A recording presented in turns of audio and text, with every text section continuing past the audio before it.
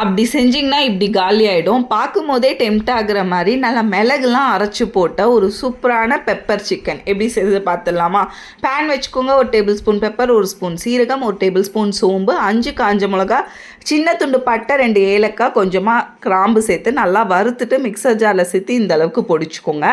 அதே பேனில் 2 table spoon எண்ணெய், ஆல் ஸ்பைசஸ், ஒரு பச்சை மிளகா, 2 நீட்டு வாக்கில் கட் பண்ண வெங்காயம் சேர்த்து வதக்கிட்டு இதோட 1 டேபிள் ஸ்பூன் இஞ்சி பூண்டு பேஸ்ட்டும் சேர்த்து நல்லா வெங்காயத்தை வதக்கிக்கோங்க.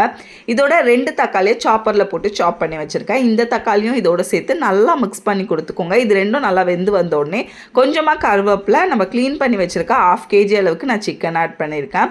இதை நல்லா பெரட்டி கொடுத்துட்டு நம்ம அரைச்சி வச்சுருக்க மசாலா 1/2 ஸ்பூன் மஞ்சள் பொடி, உப்பு தேவைக்கேற்ப சேர்த்து நல்லா மிக்ஸ் பண்ணிவிட்டு ஒரு 1/4 கப் மட்டும் தண்ணி சேர்த்துக்கோங்க. நிறைய சேர்த்துட்டிங்கன்னா தண்ணி ஆகிடும். ஏன்னா சிக்கன்லேருந்து தண்ணி ஆல்ரெடி வரும்.